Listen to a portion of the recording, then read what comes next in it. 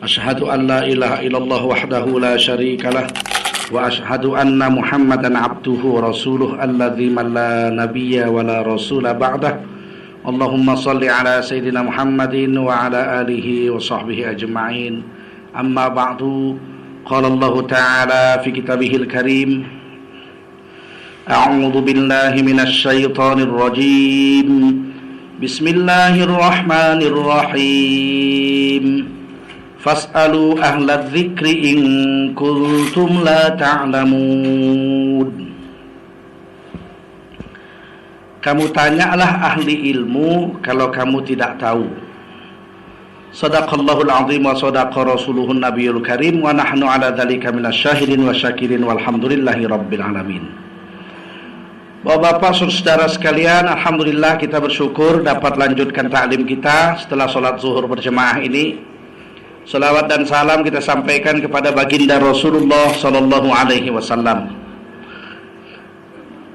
Hari ini kita membahas tentang memahami ulama dan menghormati ulama. Ulama asal kata ilmu, alim jamaknya ulama. Ulama adalah kata jamak dari kata orang alim. Orang alim itu satu orang. Ulama berarti banyak orang alim. Di dalam Quran Allah ceritakan tentang ulama ini, innama yakhsyallah min ibadihil ulama. Hanya saja orang yang takut kepada Allah dari hamba-hambanya, itulah ulama. Jadi bukan orang yang tidak dibilang Allah, sesungguhnya orang-orang yang alim dari hambanya adalah orang-orang yang takut. Tidak, belum tentu orang alim takut sama Allah, belum tentu ulama takut sama Allah. Tapi hanya saja orang yang takut sama Allah lah di antara hamba-hambanya itu adalah ulama. Jadi orang yang berilmu tinggi takut sama Allah itu ulama. Tidak disebut Allah innamal ulama min ibadihi, sesungguhnya ulama dari hamba-hambanya itu man yakhsyallah, adalah orang yang takut. Belum tentu. Makanya kadang-kadang kita ketemu ada orang yang diulamakan orang tapi berani sama Allah. Tetapi orang yang takut sama Allah berilmu pasti ulama. Nah, pentingnya peran ulama ini di zaman dulu karena kan Al-Quran belum dicetak. Waktu itu Quran dihafal. Kalaupun ditulis di tulang, ditulis di batu, ditulis di kulit. Karena waktu itu kertas belum ada. Zaman Rasulullah nggak ada kertas.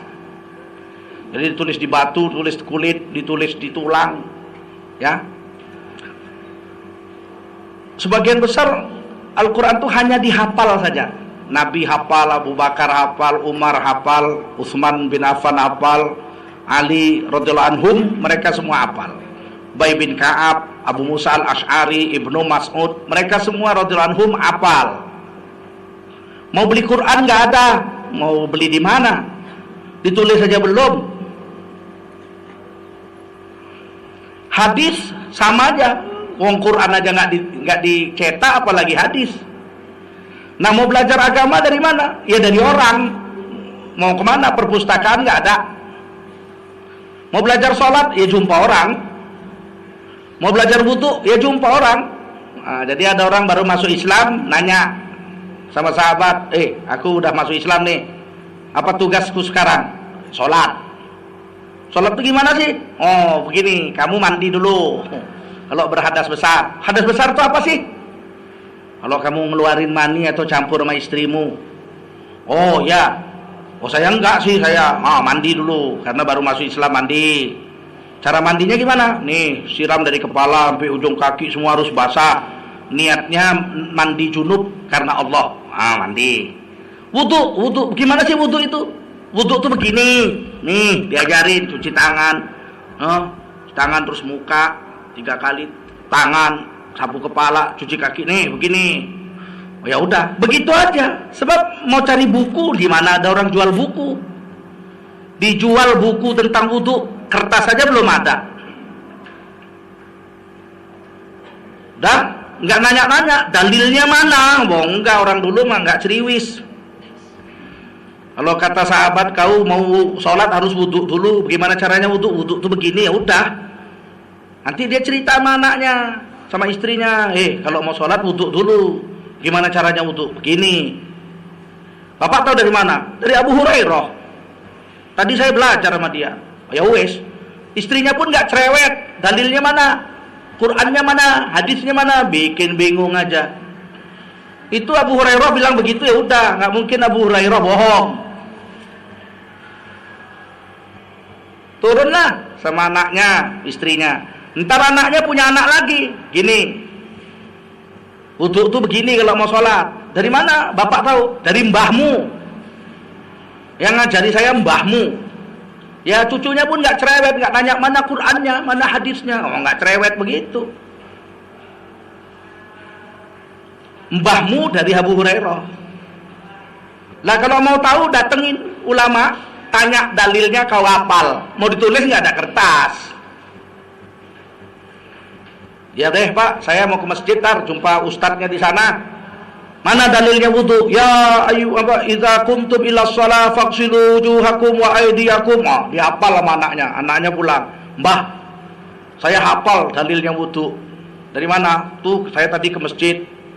Kalau kamu mau sholat, sapu wajah, cuci mukamu, tanganmu, sapu kepalamu, cuci kakimu. Surah An-Nisa. Oh, Mbah hafal? Enggak. Terus Mbah taunya dari mana? Dari Abu Hurairah. Abu Hurairah tahu dari mana? Dari Rasulullah. Rasulullah tahu dari mana? Dari Jibril.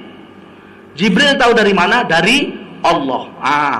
Bapaknya, mbahnya Abu Hurairah, Jibril, Nabi Muhammad, Jibril, ini namanya sanad.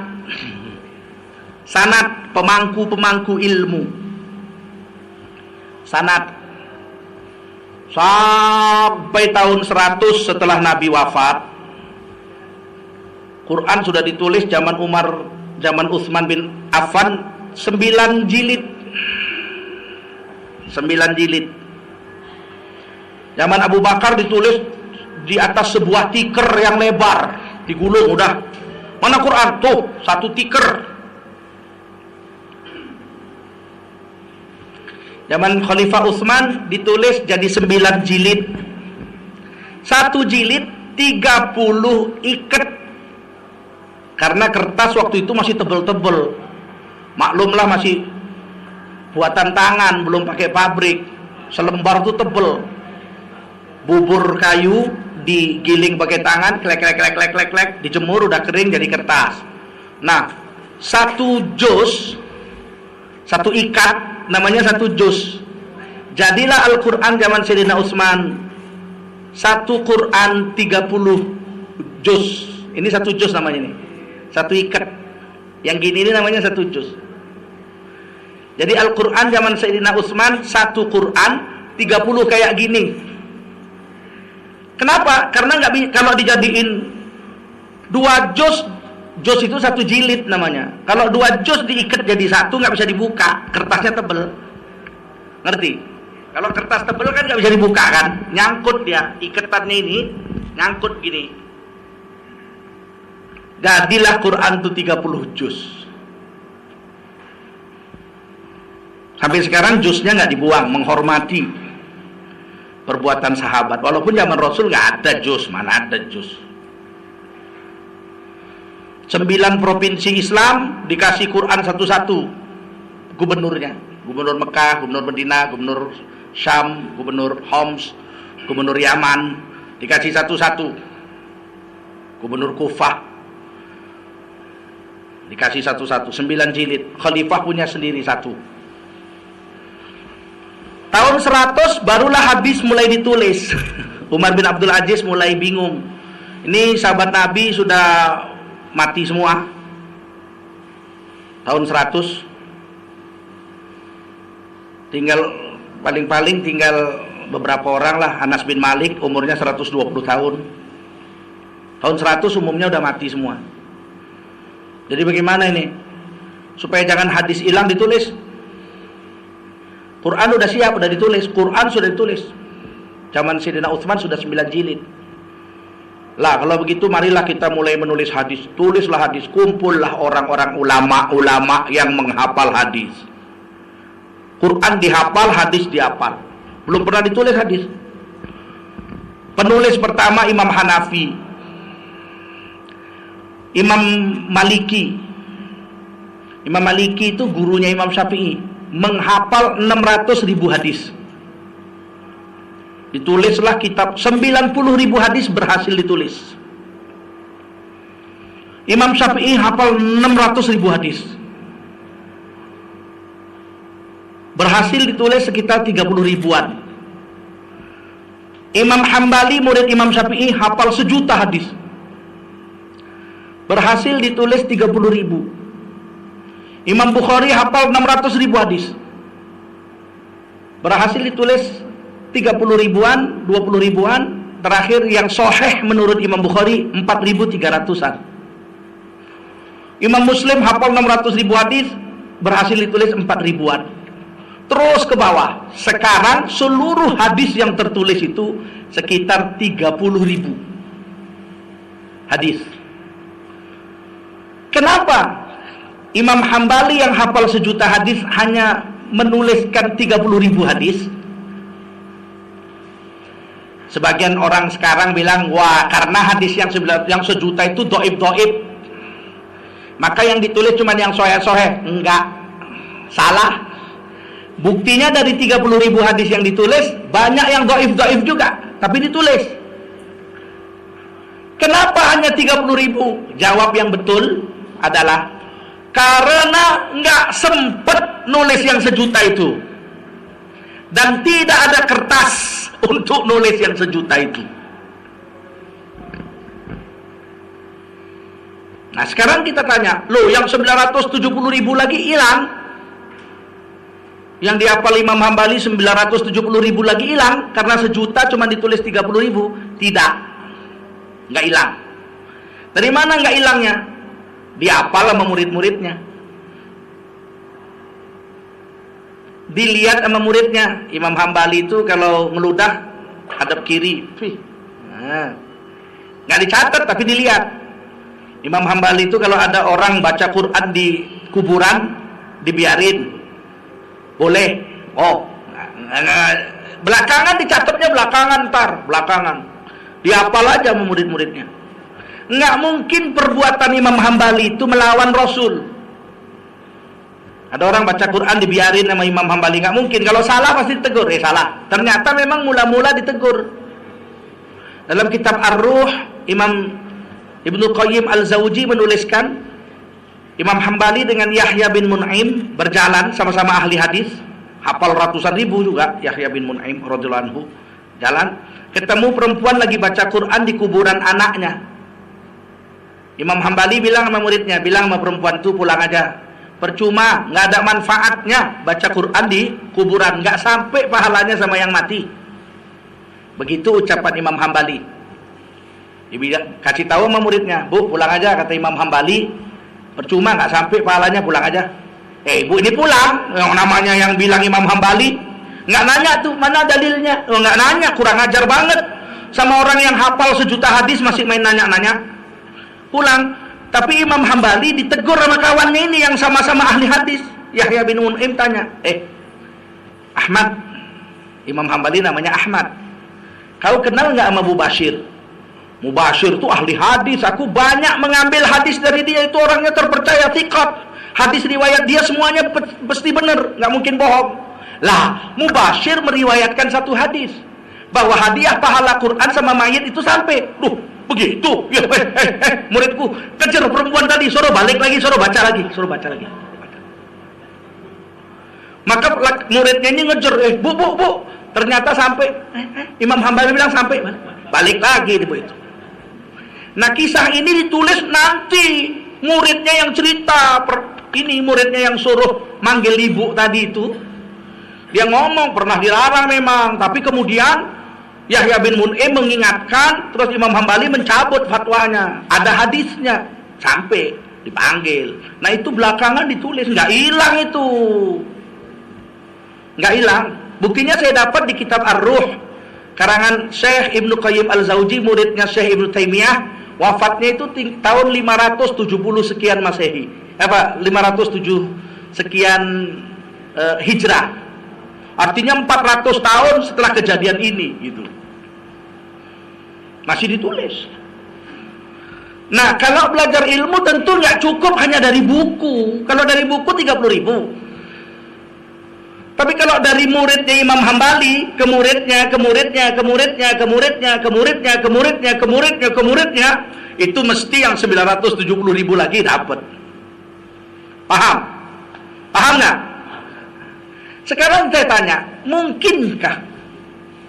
mungkinkah kehidupan Rasulullah selama 22 tahun jadi Rasul plus 63 tahun seumur hidup hanya tertulis dalam 30.000 hadis saja?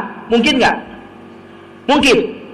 Kisah hidup Nabi dari lahir sampai wafat cuma 30.000 hadis. Percaya? Sedikit amat. Kisah hidup Dorce aja lebih 330.000 hadis. Kalau dihadiskan kisah hidup Dorce, mosok kan Rasulullah kalah sama Dorce?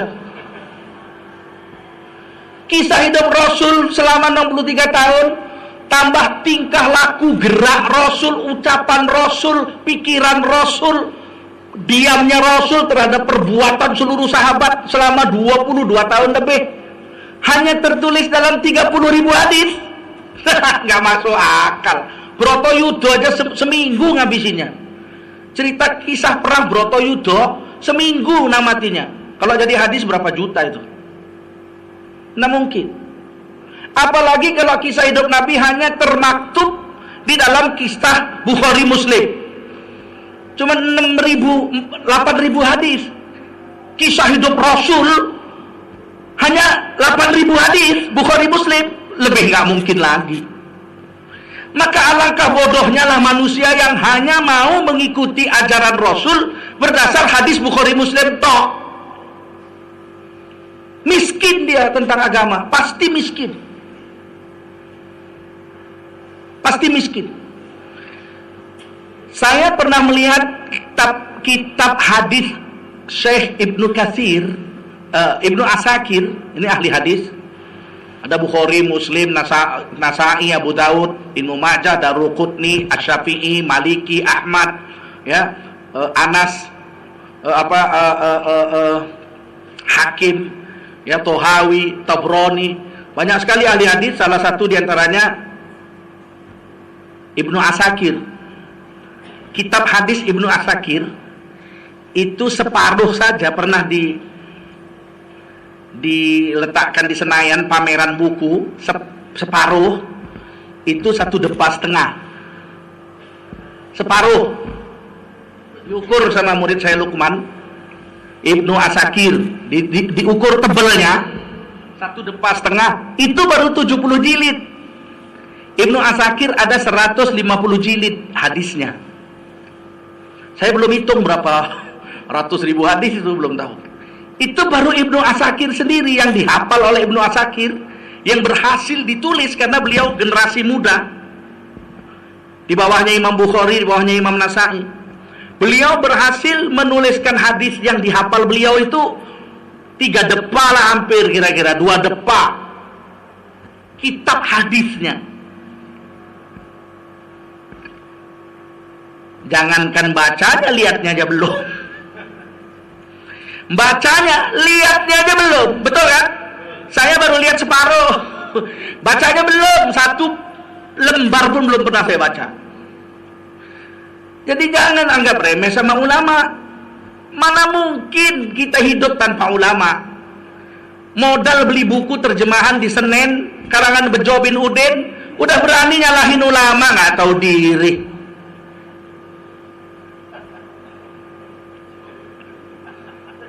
Hah? Bicara hadis lagi, saya hanya mau menggali dari Quran dan hadis langsung, nggak ikut imam-imam. Loh, punya kitab hadis berapa? Ada terjemahan Bukhari Muslim? Terjemahan? Iya, nggak bisa bahasa Arab? Enggak. Terjemahan Bukhari Muslim. Terjemah banyak salah. Contoh, dot alif nun. dot alif ba, dob. Dob itu di terjemahan kamus Al-Marbawi, kamus Republik Indonesia Arab, itu dob diartikan biawak. Rasulullah nggak mau makan dob, tapi sahabat makan dob di depan Nabi, jadi dob halal. Nah kalau dob diartikan biawak, berarti biawak halal. Mau makan biawak? Ada di puncak jual sate biawak. Kemarin saya lihat di sini jual sate kelinci dan sate biawak. Coba, biawak haram. Mana bedanya biawak sama dob? Dob lidahnya tidak cabang, biawak cabang. Dob makan rumput, makan sayur. Biawak makan daging mentah, makan bangkai. Ya kan? Dob giginya seri, biawak giginya taring. Dob karnivora, biawak herbivora, pemakan rumput. Dob halal, biawak haram. Lah kalau cuma berdasarkan terjemahan, makan biawak lupa deh semua. Bener? Tentu tidak bisa. Inilah ulama. Sekarang masih ada Al-Hafiz menghafal hadis 14.000, masih ada. Almarhum Maulana Zakaria, pengarang kitab Fadhail A'mal Jemaah Tabligh, itu 14.000 hadis hafal. Ya, almarhum guru saya Mufti Zainal Abidin di Pakistan tuh hafal 10.000 hadis. Syekh Sayyid Muhammad Alawi, almarhum guru saya juga, itu hafal sekitar 12.000 hadis. Tapi itu kan nggak banyak dibandingkan Imam Syafi'i, Imam Hambali 600.000 hadis dan 1 juta hadis. Makanya ulama yang sudah hafal 14.000 hadis pun masih bermadhab. Maulana Zakaria madhab Hanafi. Imam Nawawi hafal 600.000, madhab Syafi'i. Sayyid Muhammad Alawi, madhab Maliki. Kenapa orang yang hafal 14.000 hadis, ahli bahasa Arab, hafal Quran sejak umur 9 tahun, masih bermadhab? Karena dirasa hadisnya masih kurang, hanya 14.000.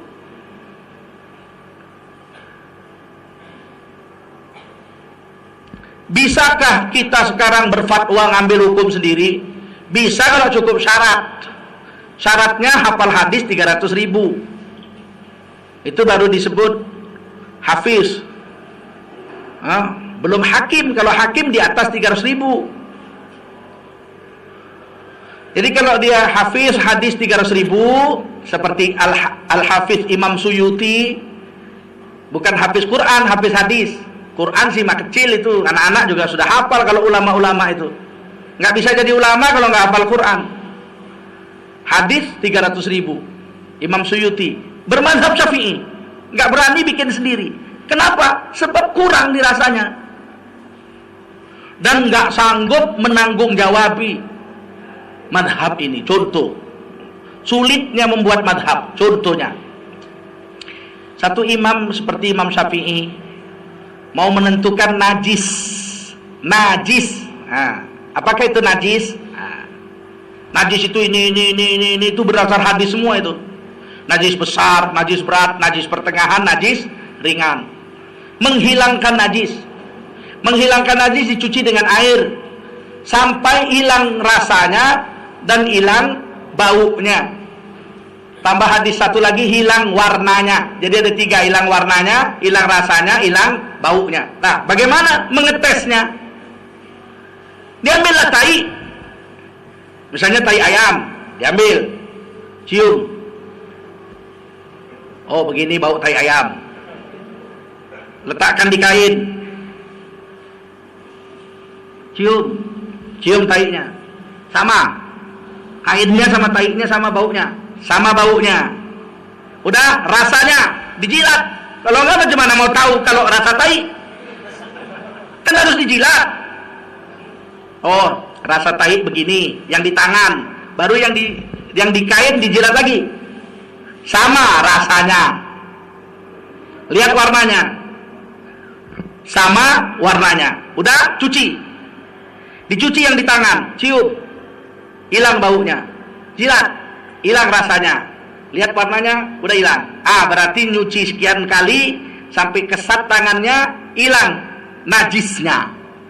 Kenapa hilang najisnya? Karena hilang baunya, hilang rasanya, dan hilang warnanya. Nah sekarang yang dikait, dicuci, habis dicuci cium, masih ada baunya, cuci, jilat, masih ada rasanya, cuci lagi, sampai kayak mana mencucinya, baru hilang warnanya, rasanya, dan baunya. Itu baru mendefinisikan najis dan cara mencuci najis. Makanya ulama lain gak berani jadi imam mazhab. Ngapain jilat-jilat tai? Udah ngikut aja Imam Syafi'i, udah beres. Orang berdasarkan hadis. Bikin baru juga bisa. Orang punya hadis juga kok. Tapi mau jilat-jilat tai? Nggak mau. Menentukan haid.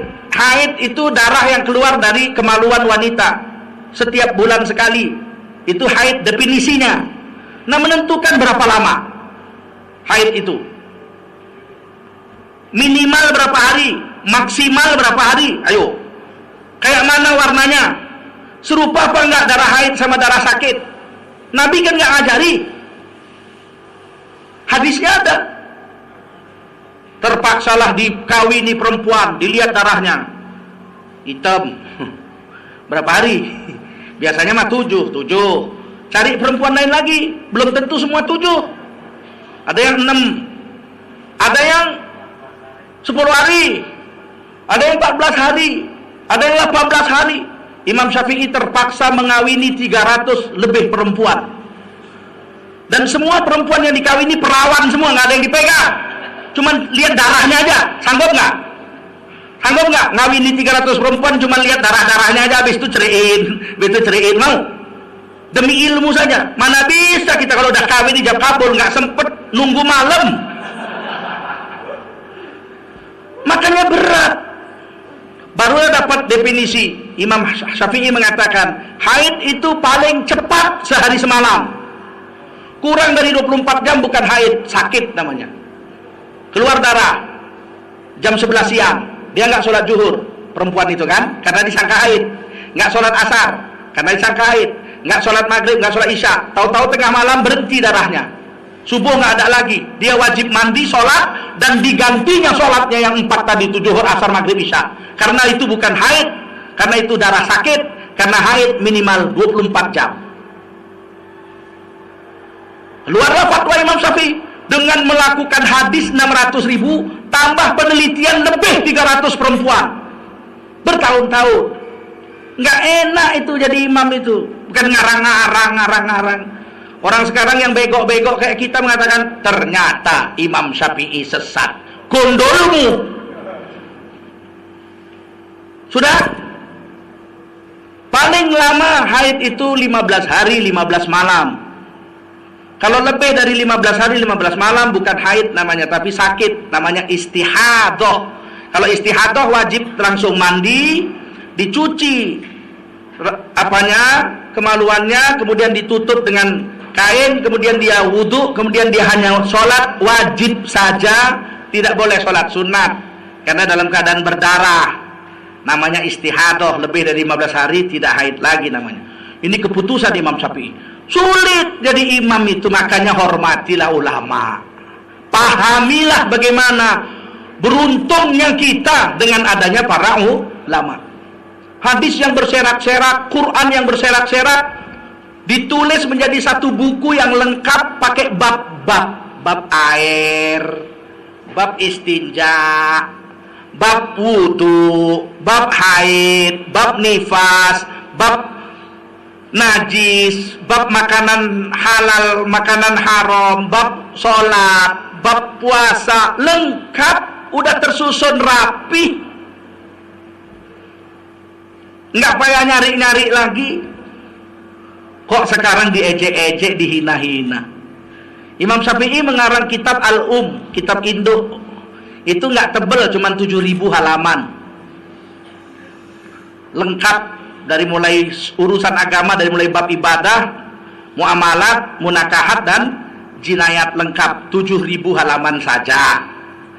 Disyarahkan oleh imam-imam di bawahnya menjadi kitab fikih tebel. Dari 7.000 halaman, Imam Nawawi menuliskan Majmu' Syarah Muhadzab Madhab Syafi'i, lengkap dari bab lahir sampai mati. Itu nggak tebel kok, Cuman 27.000 halaman saja. Tebelnya cuman 1,3 meter. Itu Majmu' Syarah Muhadzab Imam Nawawi. Bagaimana kita mau ngambil Quran hadis langsung? Wong kitab ulama aja belum, jangankan bacanya, lihatnya aja belum. Saya yakin nih, siapa yang udah pernah lihat kitab Majmu' Syarah Muhadzab ya? Kecuali saya di tempat ini, ada? Nggak ada. Paling murid saya lah, karena tinggal di rumah saya. Itu baru lihatnya, bagaimana bacanya, bagaimana memahamkannya, bagaimana mengamalkannya, dan bagaimana mengajarkannya. Kok tiba-tiba baru belajar beli buku terjemahan tebelnya segini, sifat sholat Rasul. Wah, langsung dia bilang, inilah Rasul yang betul kayak gini sholatnya. Lah yang kayak Imam Syafi'i, sesat. Tebelnya 7.000 halaman. Yang kau baca ini karangan Bejo bin Udin. Tebelnya 100 halaman, itu pun tulis Latin. La ilaha illallah.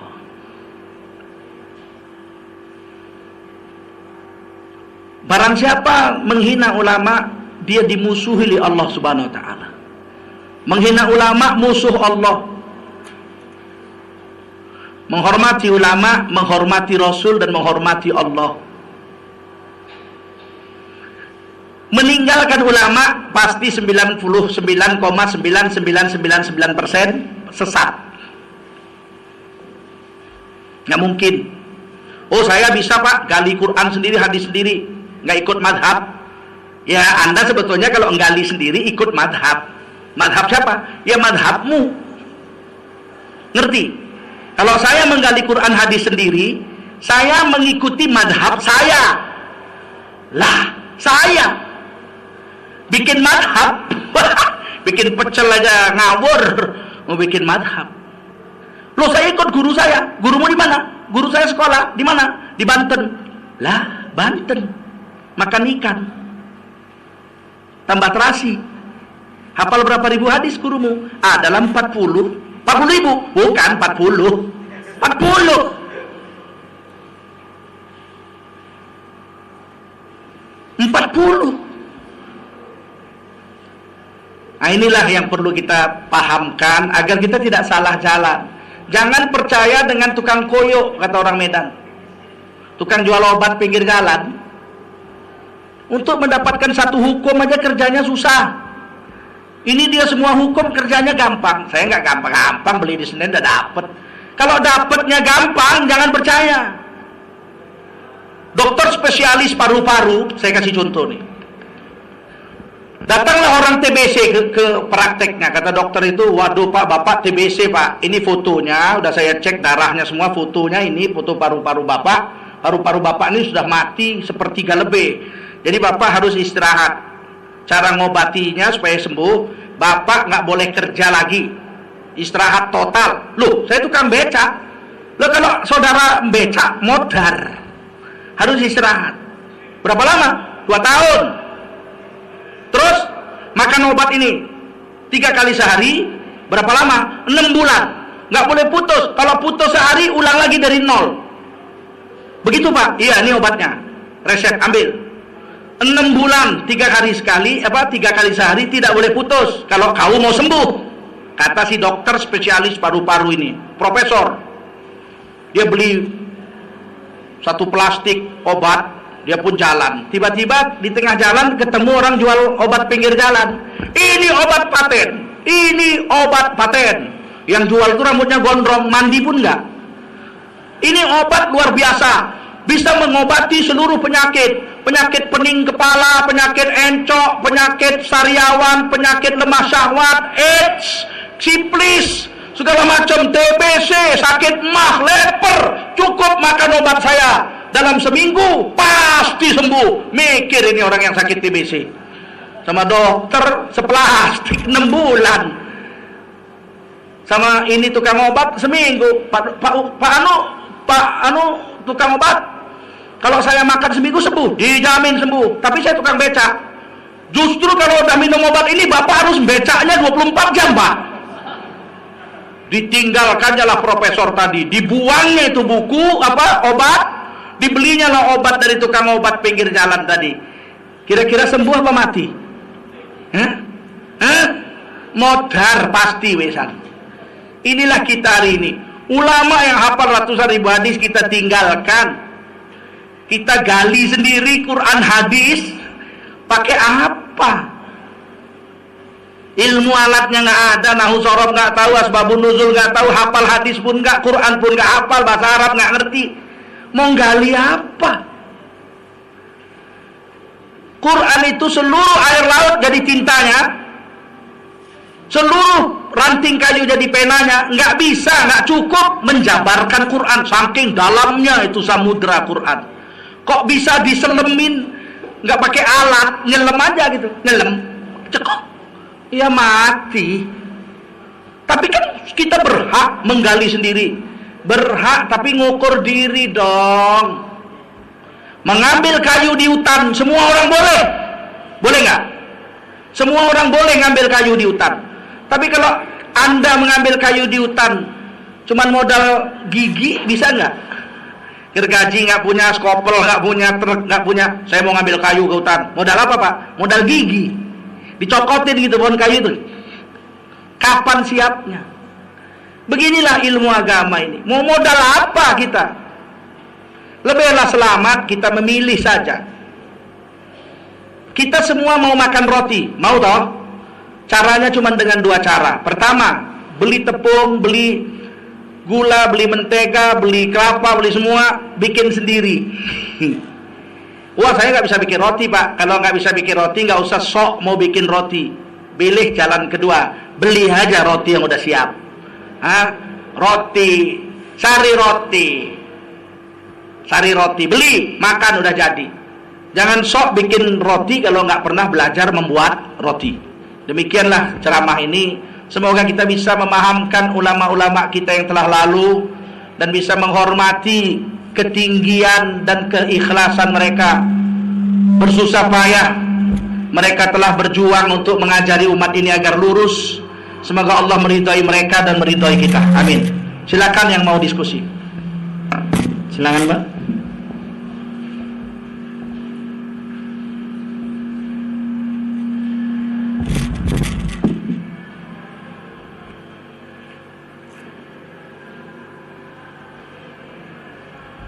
Assalamualaikum warahmatullahi wabarakatuh. Terima kasih Pak Ustadz atas wejangan hari ini. Saya ada satu pertanyaan aja.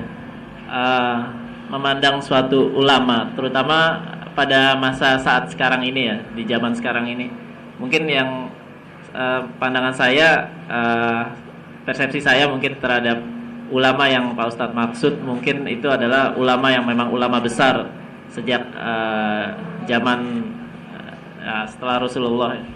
Nah, sekarang bagaimana dengan ulama-ulama yang ada pada saat ini gitu? Artinya batasannya kita memandang ulama tersebut, karena apakah kita salah tiba-tiba ada suatu ulama memang sepertinya dikatakan ulama ini berseberangan dengan ulama yang satu dan yang lainnya. Nah, bagaimana menyikapi seperti kasus seperti ini gitu? Terima kasih. Assalamualaikum warahmatullahi wabarakatuh. Kalau zaman sekarang kita lihat ulama yang satu ini dengan ulama yang satu itu, kita lihat yang ini dari mana diambil. Kalau ini ambil dari kitab-kitab klasik juga, ini udah jelas benar, dia cuma membacakan. Tapi kalau yang ini misalnya menggali sendiri, bertentangan dengan kitab-kitab yang dibuat Imam Syafi'i atau Imam Hambali, atau percayalah ini tidak benar, pasti salah. Sudah dicoba, Imam Ghazali sudah mencoba membuat madhab. Ternyata diperes, misalnya satu bab ya, bab apa? Bab air aja gitu. Diperes dari ilmunya hadis yang gini, jadinya mirip Hanafi. Dah bikin yang baru dari jalan yang lain. Dari jalan yang lain gini, jadinya mirip Maliki. Buat lagi jalan yang lain, gini, jadinya seperti Syafi'i.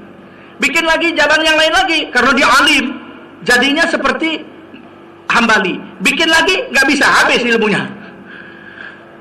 Mau bikin baru nggak bisa lagi, cukup itu. Jadi sekitar situ.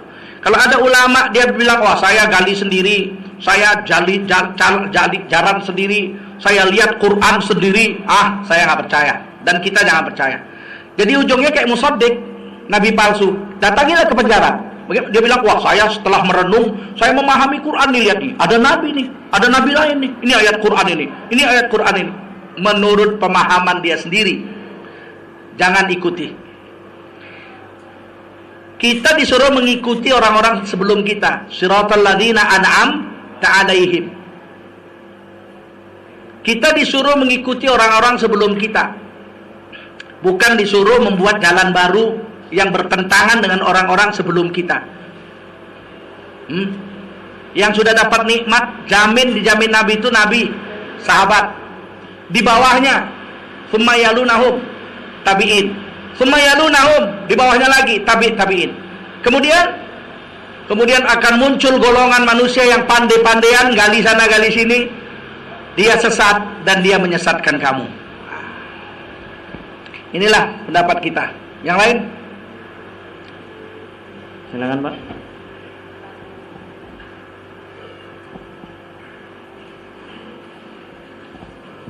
Assalamualaikum warahmatullahi wabarakatuh. Waalaikumsalam. Ustaz, saya mau nanya tentang akekah. Kalau akekah laki-laki itu kan 2, Ustaz. Kalau motongnya hari ini 1 sama hari esok 1, itu hukumnya gimana, Ustaz? Ya pokoknya 2. Yang satu lagi, kalau ada imam yang sholat johor atau asar yang bersuara dan makmum itu harus gimana, Ustaz? Kalau imamnya bersuara pada sholat, imamnya bersuara, nah makmumnya harus seperti apa? Dan apa kita nyebutin atau gimana? Ya gitu aja. Assalamualaikum. Kalau sholat zuhur asar, sunatnya tidak bunyi, sirri. Kalau ada imam yang membaca Fatihahnya jahar, kuat-kuat waktu sholat zuhur asar, kita tidak wajib mengikuti imam itu. Jadi kita nggak mesti amin, nggak, karena tidak sunnah. Sesuatu yang tidak sunnah, ya kita tidak ikuti. Tapi sholatnya sah. Sholat zuhur dan asar dijaharkan sah, tapi tidak sunnah. Sesuatu yang tidak sunnah belum tentu tidak sah.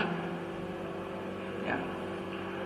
Sah saja. Tapi kalau yang begitu itu tidak kita ikuti dia. Jangan kita ikut-ikutan amin, jangan ikut. Yang lain.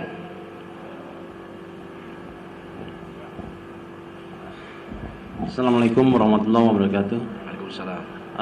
Ini yang saya tanyakan, apa hukumnya membaca Al-Quran di atas kuburan dan membaca Yasin mendoakan orang yang telah meninggal untuk baca Yasin tersebut. Terima kasih, Pak Ustaz. Saya sudah ceritakan tadi, Imam Hambali sempat melarangnya. Kemudian Imam Hambali memperbolehkannya karena ada hadis dari Mubashir. Hadis itu thiqat, diterima oleh Imam Hambali karena perawinya dipercaya. Berarti hadisnya thiqat, artinya sahih. Nah, makanya, dan tidak ada satu potong hadis pun, ketemu yang melarang. Kalau yang memperbolehkan ada, tapi kalau yang melarang nggak ada. Oleh karena ada yang memperbolehkan, nggak ada yang melarang, otomatis kita tidak boleh melarang orang baca Quran. Nah, tentu ada manfaatnya. Kalau enggak, Imam Hambali pasti melarangnya. Ya kan? Bisa saja Imam Hambali salah. Imam Hambali hafal 1 juta hadis. Kita berapa hadis? Kok berani kita nyalahkan orang yang hafal 1 juta hadis? Jadi ini kadang-kadang kita nggak beradab jadinya. Ya kalau Imam Hambali bisa bilang, berarti ada hadisnya, maka boleh gitu. Dan memang seluruh madhab yang 4, termasuk Syekh Ibnu Taimiyah, Salafi Wahabi. Jadi Hanafi, Maliki, Syafi'i, Hambali, tambah Ibnu Taimiyah, Salafi Wahabi. 4-5-5-nya ini mengakui hadiah pahala untuk mayat sampai tanpa ikhtilaf, nggak ada yang nolak, semua sepakat. Hanya saja menghadiahkan pahala Quran dalam mazhab Syafi'i yang terlanjur masyhur diperkenalkan ke manusia, dibilang Imam Syafi'i bilang nggak sampai. Padahal menurut hadis yang sahih, pendapat Imam Syafi'i mengatakan sampai. Kita lihat dalam kitab Syarah Muslim jilid pertama halaman 91. Menurut hadis yang sahih, menurut pendapat yang sahih, Imam Syafi'i bilang sampai. Nah, kalau imam yang 4 raksasa-raksasanya, Hanafi, Syafi'i, Hambali, Maliki bilang sampai, Dan Ibnu Taimiyah, raksasanya orang Wahabi Salafi, sampai. Masuk kerucu-kerucunya bilang nggak sampai, bagaimana ini? Ya tentu kita lebih percaya sama raksasa-raksasanya daripada sama kerucu-kerucunya. Kan dia tanya, kamu pengikut mana? Saya nggak ikut madhab mana-mana, langsung Quran hadis. Berarti Anda Wahabi Salafi. Karena yang mengaku mengikut langsung Quran hadis hanya Wahabi dan Salafi. Iya, saya begitu, paham itu. Lah, syekhmu yang paling gede, namanya Syekh Ibnu Taimiyah, muridnya yang nomor 2 yang gede, namanya Syekh Ibnu Qayyim, bilang sampai. Nah, tapi guru saya di Tangerang bilang nggak sampai. Lah, wong raksasa nih ngomong sampai kok kroco nih ngomong nggak, kowe percaya karo kroco. Ya percaya karo raksasane, butone. Paham? Nah, saya membaca itu tidak ada satu madhab pun mengatakan hadiah pahala untuk mayat tidak sampai. Tidak ada satu madhab pun. Buya Hamka bilang sampai. Muhammadiyah itu tidak pakai madhab, Wahabi lah Salafi, sampai. Boleh dilihat tafsir Buya Hamka jilid kedua halaman 24. Orang mati masih bisa ketemu sama orang hidup. Buya Hamka bilang orang mati masih bisa ketemu sama orang hidup. Buya Hamka tafsir Al-Azhar jilid kedua halaman 24. Pada ayat la tahsabannal ladina qutiluna fi sabilillahi amwat. Jangan kau bilang jangan kau sangka orang yang mati di jalan Allah itu mati, bal ahya, tapi hidup. Yurzakun, dikasih rezeki di kuburnya, farihin, berbahagia dalam kuburnya. Dalam tafsir itu Buya Hamka mengatakan ada seorang laki-laki soleh, anaknya mati syahid. Beberapa tahun kemudian tiba-tiba anaknya yang mati syahid itu datang ke rumahnya, pulang. Anak udah mati syahid pulang. Lah bapaknya kan kaget. Kalau kita pingsan itu pasti. Karena bapaknya soleh, bapaknya nanya, "Nak, kamu kan udah mati, kok pulang?" Anaknya bilang, "Benar Pak, saya udah mati syahid, saya udah mati. Kok pulang? Saya ini rindu sama bapak. Hari ini seluruh penduduk langit pulang, termasuk malaikat-malaikat turun. Kenapa? Karena Umar bin Abdul Aziz, khalifahnya sedang mati. Kami semua turun, malaikat-malaikat turun menyembayangkan jenazah Umar bin Abdul Aziz. Lah saya minta izin sama Allah, bisa nggak jumpa bapak saya? Allah kasih izin karena bapak orang soleh. Inilah saya ketemu bapak. Kawan-kawan saya udah pulang semua. Ntar saya susulin, tapi saya mau jumpa bapak aja. Udah ketemu, langsung anak itu pun pulang. Ini bukan dongeng, bukan H.C. Andersen. Ini tafsir Al-Azhar jilid 2 halaman 24 karangan Buya Hamka, tokoh Muhammadiyah, tokohnya. Lah kadang-kadang inilah kita ini kroco-kroconya nggak percaya, itu tokoh-tokohnya percaya. Silakan lah baca, kan saya sebut jilidnya. Cari perpustakaan, halamannya jelas. Saya masih hafal. Wong rajin baca saya. Si hafal, alhamdulillah. Nah, ada yang lain? Habis? Selesai.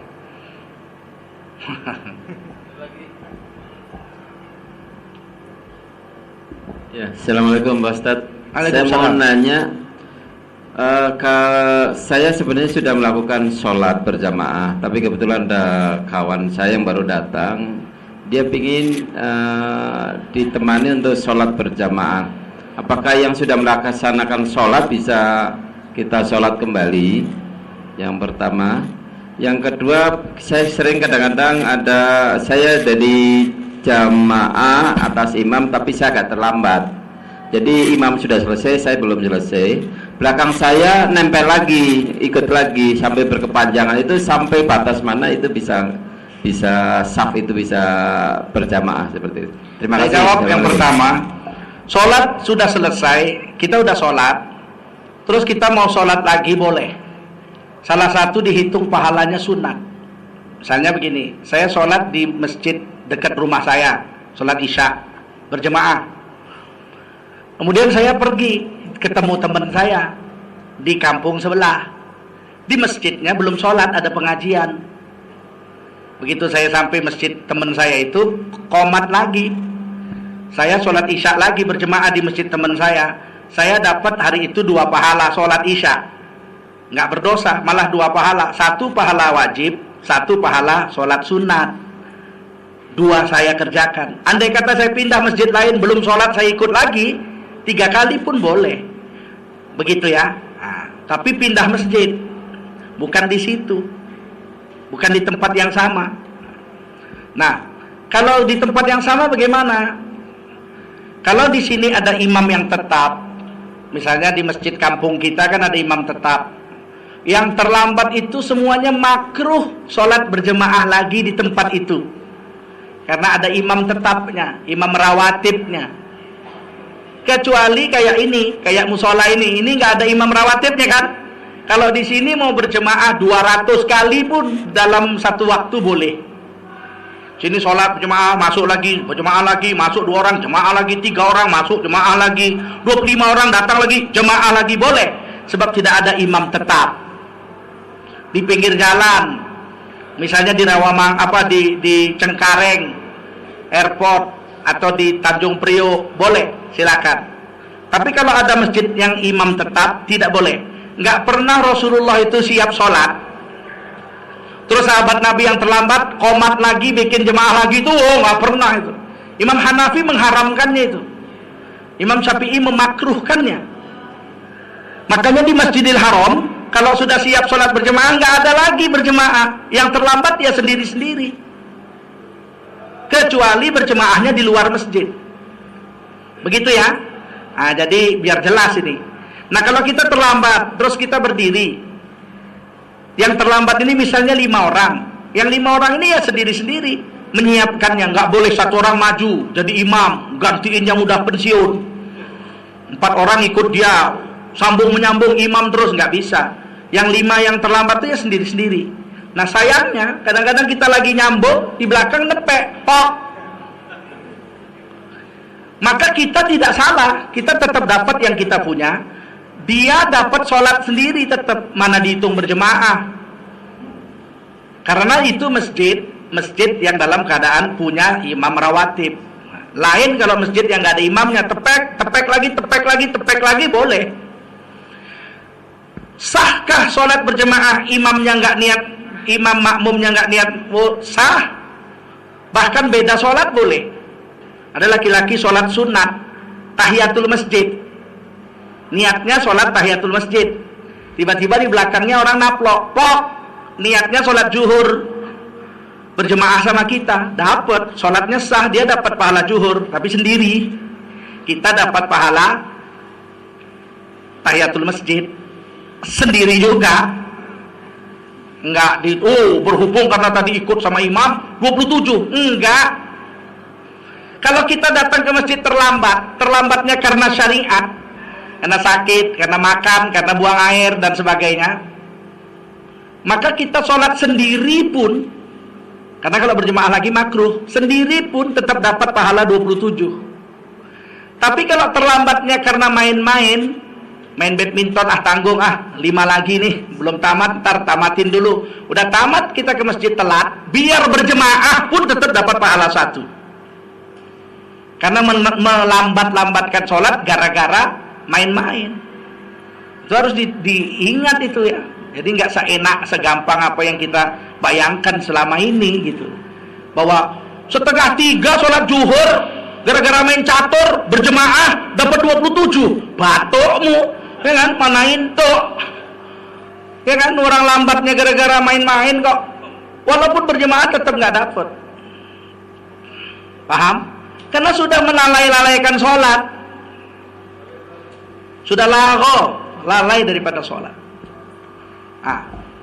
Tambah sedikit, kalau sholat wajib tapi dilakukannya bukan di masjid, di rumah gitu, gimana? Belum pernah ada satu hadis pun yang menceritakan sahabat atau Rasul pernah sholat di rumah berjemaah bersama anak istrinya. Nggak pernah. Kecuali sakit. Kalau sakit orang uzur lain lah. Hujan lebat, sakit, ngawani orang sakit, ya, punya utang nggak bisa bayar, kalau ke masjid takut ditangkep, bolehlah sholat di rumah. Uzur namanya. Kalau enggak uzur, man sami'an nida wa lam yujib min ghairi uzur fala sholata lahu. Hadis sahih Ahmad, barang siapa mendengar azan tidak datang ke masjid padahal dia tidak uzur, maka sholatnya enggak sah. Imam Hambali bilang tidak sah.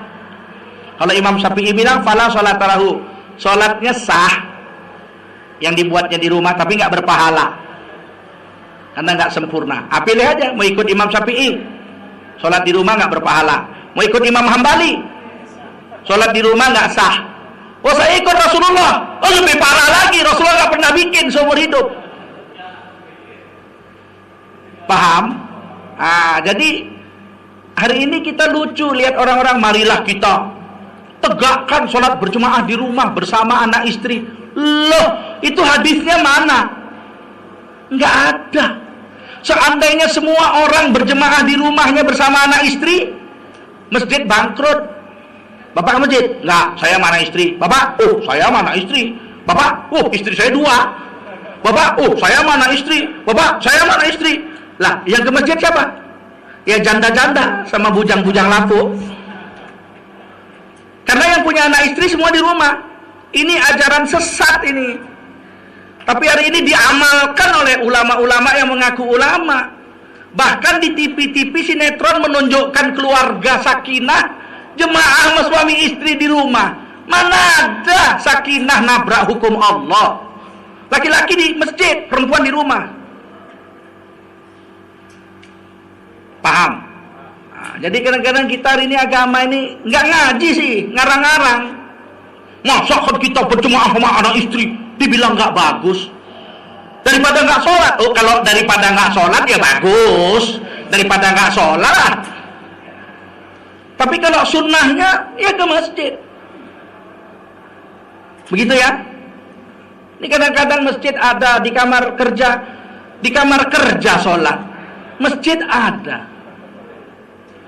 Apa yang menyebabkan kita nggak bisa turun ke masjid? Emang liftnya macet? Kalau turun 30 tingkat dengkul lemes. Ya. Subhanallah bihamdihi, subhanakallahumma wa bihamdika, asyhadu an la ilaha illa anta, astaghfiruka wa atubu ilaik. Subhana rabbika rabbil izzati amma yasifun wa salamun alal mursalin walhamdulillahi rabbil alamin. Wassalamualaikum warahmatullahi wabarakatuh.